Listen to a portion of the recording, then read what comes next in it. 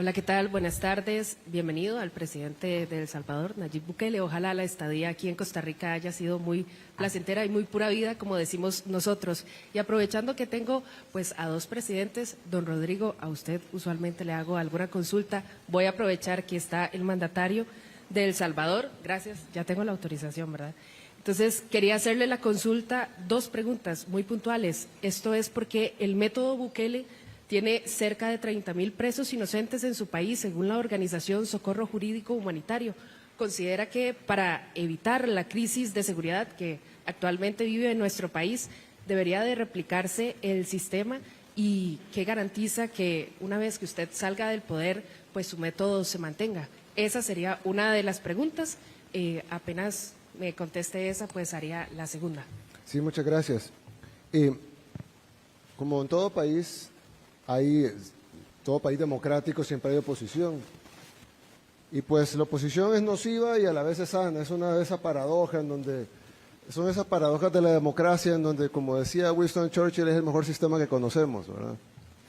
Y entonces en El Salvador tenemos oposición. Esa ONG que usted menciona es una ONG formada por exmiembros del FMLN, que además no solo son oposición del gobierno, digamos, ellos mismos lo dicen, sino que además fueron gobierno 10 años, fue la década más sangrienta que vivió nuestro país. Llegamos a tener en el gobierno de ellos, de los miembros de Socorro Jurídico, de los que conforman la Junta Directiva de Socorro Jurídico, en su gobierno llegamos a tener 103 homicidios por cada 100.000 habitantes, que es la tasa de homicidios más alta de todo el mundo, más alta que Afganistán, más alta que Irak, más alta que cualquier país de África subsahariana, más África que cualquier lado, más África que toda Latinoamérica, más alta, perdón, que toda Latinoamérica, la más alta del mundo la llegamos a tener en el gobierno de ellos. En el gobierno de ellos también hubo una tregua con las pandillas, en donde esos videos que salen, donde los pandilleros tenían prostitutas, fiestas con luces de discoteca, drogas, transmitían sus fiestas por internet. Fue en el gobierno de ellos, los de Socorro Jurídico, y esas ONGs no son los únicos. Hay otra que se llama Cristosal también, que son del FMLN, básicamente, de organizaciones de izquierda, y hay otras, un movimiento que se llama Movir también. Y ellos han inventado esta cifra de 30.000 inocentes, la cual yo les digo, bueno, obviamente en todo país del mundo no hay ninguna policía del mundo que sea perfecta. Y la razón de que no hay ninguna policía del mundo que sea perfecta, y cómo puedo afirmar eso, es porque en todo el mundo hay sistemas judiciales, y hay fiscales, y hay abogados defensores.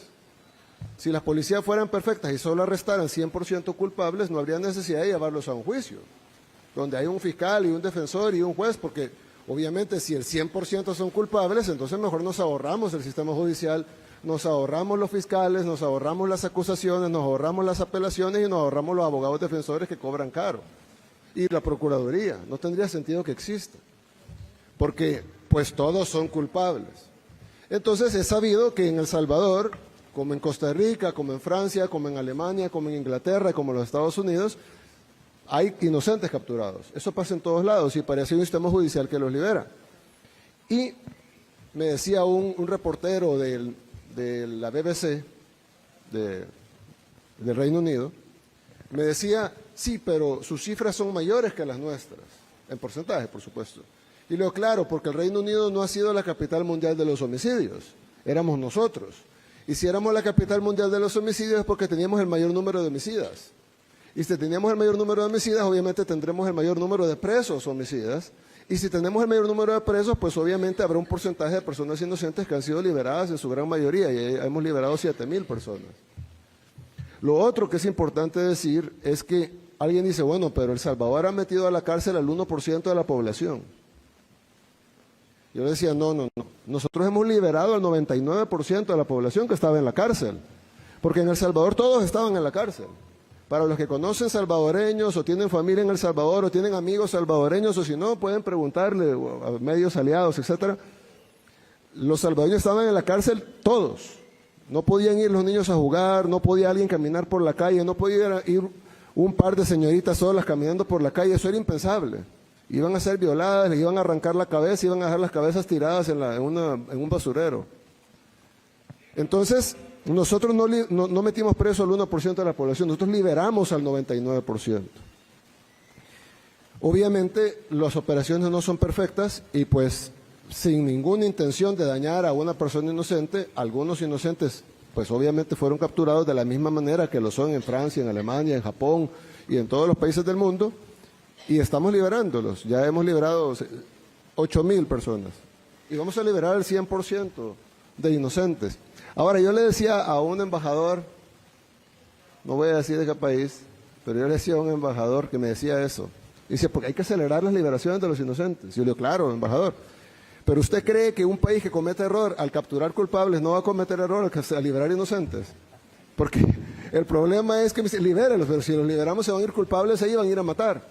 Y yo le conté un caso en donde, yo le dije, le voy a contar un caso donde el Estado violó a una niña. Me dice, ¿cómo que el Estado violó a una niña? Sí, el Estado violó a una niña de 8 años y la mató. ¿Pero cómo fue así? Yo le dije, bueno, se capturó a un hombre por violación. ¿En qué año, ministro? Perdón, 2008. Se capturó a un hombre por violación en el año 2008. El hombre salió libre, o estuvo preso como 4 o 5 años, sale libre, luego fue capturado de nuevo por violación en el año 2012, luego salió libre, no le pudieron probar esa segunda violación, a pesar que había estado preso por la primera, luego fue capturado una tercera vez, o ya la tercera fue la nuestra, no. Luego fue capturado por lesiones a una mujer en el 2014, y ahí sí fue puesto, ahí sí lo condenaron, no, ahí salió libre de nuevo, y luego ya en nuestro gobierno violó y mató a una niña. Entonces a esa niña, ¿quién la violó y la mató? Ese sujeto, claro, y ahora está cumpliendo una pena y nunca va a salir de la cárcel, nunca. Pero a esa niña también la violó y la mató el Estado. Y era una niña de 8 años.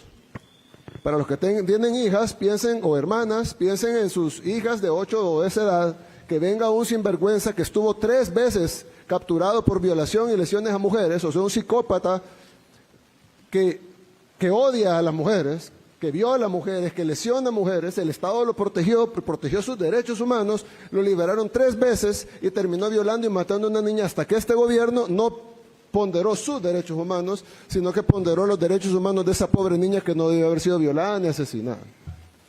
Entonces, nosotros hemos recibido 200 lecturas de moral de personas que no conocen lo que nosotros vivimos, que nunca nos dieron una solución que fuera factible. El Salvador probó de todo, la OEA incluso patrocinó una tregua completa, en donde el secretario general de la OEA, Insulza, llegó ahí a abrazarse con los pandilleros, los pandilleros les entregaron unas armas en gesto de buena voluntad. El secretario general de la OEA en ese tiempo, Miguel Insulza, recibió las armas de los pandilleros, llegaron incluso sacerdotes a bendecir la tregua, le lavaron los pies a los pandilleros para hacer, de una manera farisea, algo que parece cristiano, pero no lo es, porque estoy seguro que Dios no quiere que se violen niñas y que se asesinen niñas de 8 años. Y ahí todo el mundo aplaudía. El modelo de El Salvador debe ser copiado por el resto del mundo. El Salvador debe de exportarse este modelo que tiene un gran éxito. Y luego se supo todo lo que estaba detrás de esa tregua contra las pandillas, pandilleros que fueron entrenados, y ahí están las fotografías y los videos, pandilleros que fueron entrenados en los polígonos de tiro del ejército nuestro. Ahí fueron entrenados los pandilleros a tiro certero, que significa poderle pegar en la cabeza o en el corazón a los salvadoreños, entrenados por el gobierno, con armamento del gobierno. Se desaparecieron $2 millones de armamento del gobierno, en el gobierno anterior, del gobierno de esas personas que ahora están diciendo eso. Y por último, yo les digo que me den la lista de los 30,000 y que me digan cómo llegaron ellos a esa deducción sin haber, porque dicen hay que hacer juicio, ellos son de los que dicen que el proceso judicial no debe cortarse y debe de agotarse las instancias y llevarse las pruebas de cargo y de descargo. ¿Cómo ellos hicieron sin eso? Nosotros no podemos hacerlo, nosotros no podemos juzgar a alguien sin prueba de cargo y descargo, sin un proceso judicial, pero ellos sí.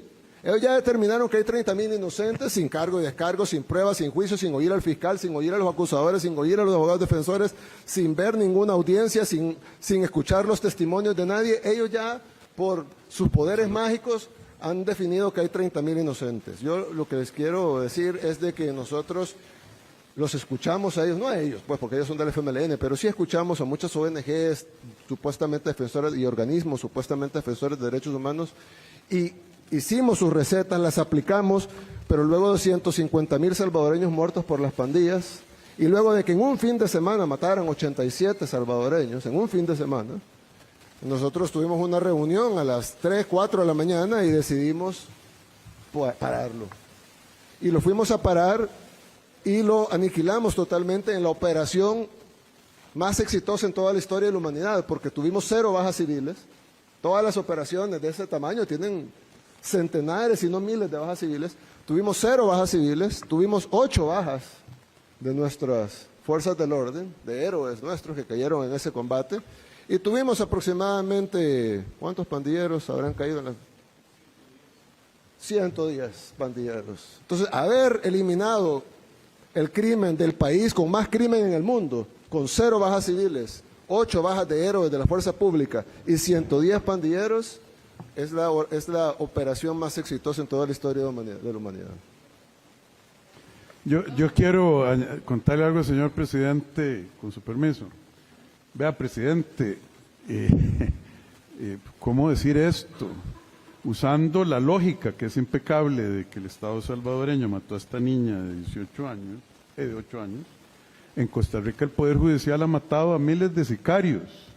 Imagínense que aquí hay un solo caso famoso de un muchacho de 16 años, 16 años, que se llamaba Chiquilín, que lo detuvieron 20 a 30 veces y lo tenían involucrado en 10, 20 asesinatos. Y usted sabe y lo soltaban porque era menor de edad. Y usted sabe qué terminó los asesinatos de Chiquilín, que la banda contraria lo mató. Si no, ahí estaría. Ellos hicieron justicia. Ellos lo mataron. Y nosotros lo agarrábamos y en hora lo soltaban. Y así le puedo dar una lista al pueblo de Costa Rica de los asesinatos que ocurrieron por eso. Y algo curioso, presidente. En mis 10 años en política, yo nunca he visto a un periodista preguntándole a un juez por qué liberó a un criminal. No lo he visto. Yo le decía ayer a un periodista muy reconocido, un periodista costarricense muy reconocido, ¿cómo se llamaba, presidente? Un señor mayor que me contó la historia de que él fue a El Salvador y que tomó unas fotografías de una masacre que hubo en El Salvador por parte del gobierno en 1970, en el gobierno de Molina. ¿Pero fue ayer eso? Ayer, sí, en la cena. No. Y entonces él, pues en todo el tiroteo perdió sus rollos. Ah, sí señor, ya sé quién es, don Edgar Espinosa. Y entonces él fue donde el presidente de ese tiempo de El Salvador le dijo, me han quitado los rollos, y fueron, y bueno, no encontraron los rollos, pero me contó que cuando estaba en el avión, ya para venirse para Costa Rica, el avión no despegaba, decían, no, es que por órdenes no podemos despegar el avión. A la hora entraron unos militares al avión y le dijeron que están sus rollos. Y ahí estaban todas las fotos de la masacre que había pasado ahí en El Salvador, y él vino a Costa Rica y publicó esos rollos, los publicó, y ganó premios por eso. Imagínate. Y entonces, un periodista íntegro, pues, que a pesar que era amigo del presidente, publicó los rollos que hablaban mal del gobierno del presidente, ¿no? Probaban que sí había habido una masacre. Pero lo que quiero decir es que yo le dije en eso, y me dijo, bueno, me dijo unas palabras bonitas, muy bonitas. Pero yo le dije, lo felicito, porque personas como usted son las que mantienen aún el respeto al periodismo. Porque el periodismo, entiendo yo, y yo no soy periodista, y discúlpenme que me metan en algo, pero ustedes se meten en política. Discúlpenme que me metan en algo. Es tan importante la labor que hacen ustedes. Y la población espera que ustedes le lleven no lo que le conviene al gobierno, ni tampoco lo que le conviene a la oposición, sino la verdad. Y la verdad bajo la lógica, bajo el sentido común. Y sobre todo, la verdad, no la verdad de un grupo, de una élite, sino la verdad de todos. La verdad que hace el bien para todos, en el caso de ustedes los costarricenses, en el caso de nosotros de los salvadoreños. Yo lo dije ayer, es tan importante que toda la sociedad en su conjunto esté a favor del bien y en contra del mal. Ya saldrá un intelectual a decir por qué es bien y qué es mal. Bueno, empiezan a teorizar todo hasta que nada es nada. Pero nosotros sí sabemos qué es bien y qué es mal. Ustedes lo saben, sus familias lo saben. Algunos dueños de medios tal vez lo sepan. Tratemos de llevar la verdad a la gente. Porque ustedes hacen una labor importantísima, por eso estamos aquí frente a ustedes. Y creo yo que ustedes deberían de sumar a esa labor, porque si no nos ponemos todos de acuerdo, ellos sí están de acuerdo. Los malos sí están de acuerdo. Pero nosotros los buenos no nos ponemos de acuerdo a veces. Si nos quedamos discutiendo si esto es azul o es celeste o es turquesa o es aqua. Pero bueno, ¿qué es lo bueno y qué es lo malo? ¿Y qué es lo que debemos de hacer? ¿Y cuál es la labor de ustedes frente a esa situación que está enfrentando Costa Rica? Danilo Chávez. Perdón un momentito, presidente, nada más para que el pueblo de Costa Rica entienda. Cuando usted estuvo a las 4 de la mañana en esa operación que dice que fue la mejor del mundo, que no murió nadie civil, usted no hubiera podido conducir esa operación sin apoyo del Congreso, ¿verdad? No, el presidente del Congreso estaba ahí sentado. Ok. Y yo le dije, necesito que convoques una sesión extraordinaria para allá. Los diputados llegaron el sábado, ¿verdad? Sábado para domingo en la madrugada lo aprobaron, o a las 12 de la noche. En la madrugada del domingo a media balacera aprobaron el régimen de excepción y ese mismo momento salió la policía a atrapar a todos los pandilleros que ya los conocían. Ya sabían quiénes eran. Si la policía sabe quiénes son, la policía sabe dónde están. Lo que pasa es que no es que los policías no los quieran agarrar, es que no pueden, dicen la orden. Y cuando lo agarran y luego lo llevan, sale libre y le matan a la familia. Entonces, ¿quién va a querer? O sea, es decir, es difícil. Yo se lo he dicho una vez y le doy un mensaje a los policías de Costa Rica. Ustedes están en la posición más difícil del mundo. Todos los seres humanos corremos del peligro, todos. Y el que diga que no es mentiroso. Todos los seres humanos vemos peligro y salimos corriendo. ¿Quiénes no huyen del peligro? Bueno, en el caso de Costa Rica, bomberos y policías. Sí. Dígame otro. Tal vez, no sé, rescatistas. Son raros, pues, los que no huyen del peligro. Ellos no huyen del peligro, van al peligro. Escuchan la balacera y van a la balacera. Solo piensen eso, ¿no? Uno escucha una balacera y se va. Ellos van a la balacera. Y luego se tienen que enfrentar sin las herramientas legales para poderse enfrentar. Y si acaso logran agarrar 10 criminales arriesgando su vida, los llevan para que los liberen y luego esos 10 criminales van o dan la orden que vayan a asesinar a la familia de ellos. Y luego nadie los protege a ellos. Y si a alguno se le ocurre, porque el presidente me contó el caso de eso de que si mata al que mató a... Si luego se le ocurre ir y matar al que mató a su familia, van y lo meten preso a él. ¿Sí?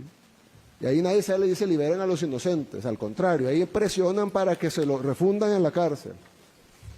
Yo sinceramente creo que estas organizaciones no son malévolas, son satánicas. Porque hacerle eso a alguien que luchó, que iba a dar su vida por su gente y que luego perdió a miembros de su familia por eso y que luego simplemente se defendió a su familia y que sea acusado y condenado por el mismo sistema y el mismo pueblo que defendió. Yo creo que es importante que se le dé el lugar a la fuerza pública que merece y que además se le den las herramientas jurídicas y de protección que ellos tienen que tener para poder hacer su labor. No es fácil hacer esta labor. Aquí están los policías penitenciarios, por ejemplo. Es una labor difícil. ¿Quién quiere estar revisando, haciendo requisas a los delincuentes? ¿Quién se propone para hacer ese trabajo? Yo no. Ellos ahí están haciéndolo, todos los días. No pueden estar ni en el celular chateando porque no hay. Y luego no vaya a ser que pique la gallina a uno porque entonces a ellos les cae. Entonces, yo creo que uno debe ser agradecido. Agradezcamos a quienes nos protegen todos los días y démosles por lo menos, lo mínimo que les pudiéramos dar son las herramientas y las condiciones para poder hacer su trabajo y protegerlos a ellos y a sus familias, solamente. Continuamos con Danilo Chávez de La Reacción. Señor presidente Bukele, buenas tardes. Señor presidente Rodrigo Chávez, presidente de nuestro país. Estamos dándole cobertura a su visita, presidente Bukele, también para la agencia News on Demand de su país. Presidente, ayer le puse atención mucho al tema que usted decía tanto en la tarde como en la noche, que para poder combatir el crimen organizado, las bandas, la criminalidad, había que cerrar fuerzas en torno al líder, al presidente que electoralmente fue electo en las urnas, como pasa en su país y en Costa Rica. Y que eso parecería, en lógica sencilla, es elemental. Hay que unirse porque es demasiado poderoso el crimen organizado, el narcotráfico, etcétera, etcétera. Presidente, pero ¿qué pasa cuando en un país hay poderes que difieren de las estrategias, difieren de los tiempos, de las formas, de los artículos, de cosas específicas de cómo de pronto un poder ejecutivo está queriendo combatir el narcotráfico? Inclusive los órganos de control que le quieren, pues hay cierto respeto a la constitucionalidad, que le dicen de esta forma no se puede hacer las cosas, como de pronto el poder ejecutivo quiere hacerla. Mi pregunta concreta es, ¿qué haría usted como gobernante, como presidente? ¿Ataca a esos poderes, les resta presupuesto, los ofende, los critica, o bien negocia con ellos, consensúa con ellos, llega a acuerdos con ellos para entre las dos partes poder defender o atacar el mismo enemigo común que es el narcotráfico, la criminalidad, etcétera? Gracias. Bien, yo creo que hay una historia famosa de Cartago, pero no paraíso de Cartago, sino Cartago, la ciudad-estado del imperio cartaginés. Y ellos empezaba un enemigo grande a crecer que se llamaba Roma. Entonces vino Aníbal y dijo, necesitamos ir a tomar Roma, porque si no ellos van a venir a destruir, ellos ya tienen planes para destruirnos. Y entonces logró armar un ejército y marcharon hacia Roma. Roma, la invencible, fue vencida varias veces por Aníbal, varias veces. Un excelente líder militar y logró vencer varias veces a los romanos. Llegaron a las puertas de Roma, pero obviamente tenían años ya en la campaña, los soldados ya estaban cansados, ya no tenían dinero, ya no tenían comida. Y entonces envió emisarios al parlamento cartaginés y llevaban unos sacos al parlamento. Cuando el parlamento en sesión los escuchó, sacaron los sacos y botaron lo que había dentro, y cayeron miles de anillos de oro al suelo. Cada anillo de oro era de un general romano que había sido asesinado obviamente por el ejército cartaginés en las victorias que habían tenido camino a Roma. Y entonces dijeron, tenemos a Roma, estamos en las puertas de Roma y hemos vencido al ejército romano varias veces, pero necesitamos recursos, necesitamos más hombres, necesitamos alimentos. Así que necesitamos que este Senado nos apruebe esos recursos. Discutieron. Esto es una historia, no es un cuento. Discutieron y decidieron que las formas no eran las correctas y que lo mejor era no financiar la expedición y que Aníbal debía regresar a Cartago. Aníbal regresó, Roma se dio cuenta de que debía acelerar lo que tenían planificado y luego Roma atacó y desapareció Cartago de la faz de la tierra. Le echaron sal a Cartago, esas son las guerras púnicas. Las guerras púnicas. Aníbal, Asdrúbal y Amílcar. Correcto. En la cultura del señor presidente salvadoreño. Y los romanos en la última guerra púnica arrasaron Cartago y le echaron sal para que no volviera a salir Para nada. que nunca volviera a saberse de Cartago. Hasta el siglo XX redescubrimos que no eran bárbaros, como lo llamaban los romanos, sino que era una civilización avanzada, más avanzada que Roma en ese tiempo, con gran comercio y con gran cultura. Yo creo que se puede discutir quién debe ser el líder. Eso es básico en cualquier democracia.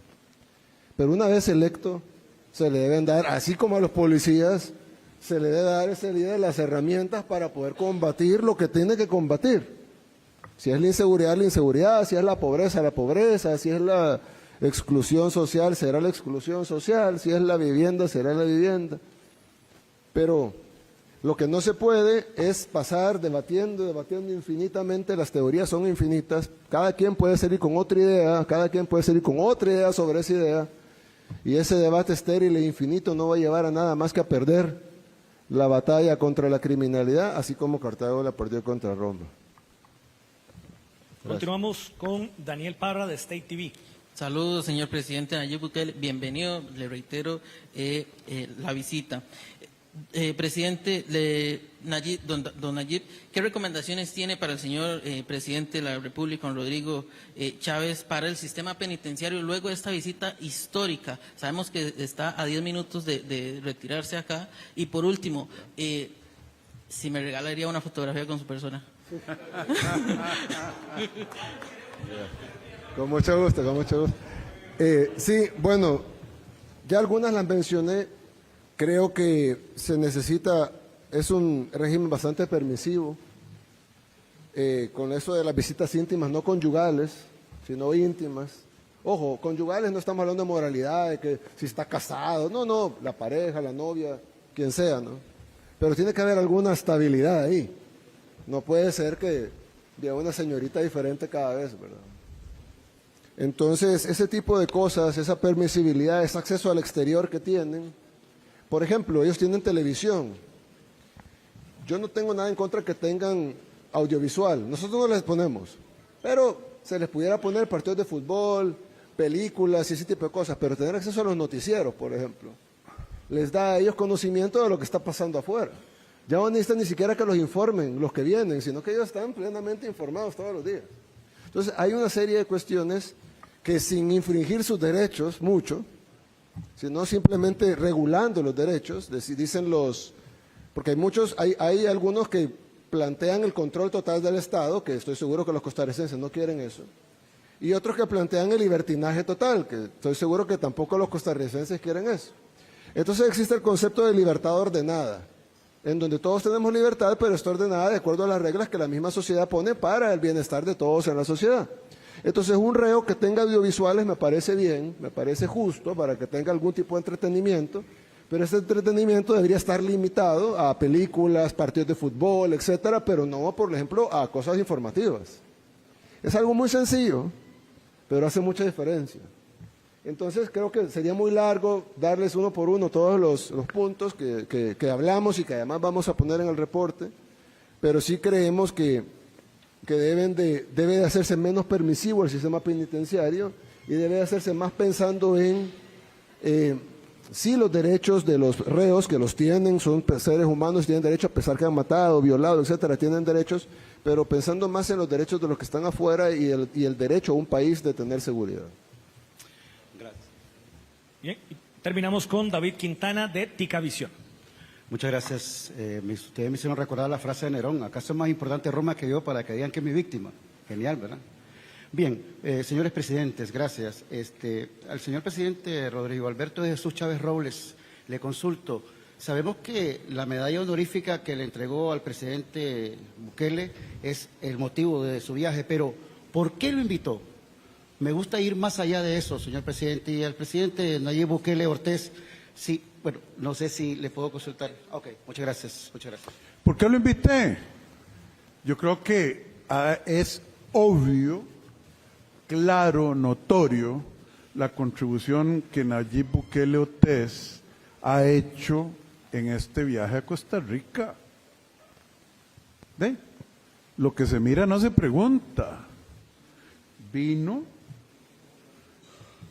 nos ha dado mensajes claves, nos ha dicho que la discusión es estéril por años de años de años, que aquí por dicha se acaba en el 26, en el 2026, para bien o para mal, yo no estoy prejuzgando el resultado, no nos va a llevar a corregir a lo que a El Salvador se le sembró en los años 90, germinó en los años 90 y dio su cosecha de fruta amarga y venenosa en los años 2020, cuando él vino a corregir lo que ya era un cáncer, no era un tumorcito.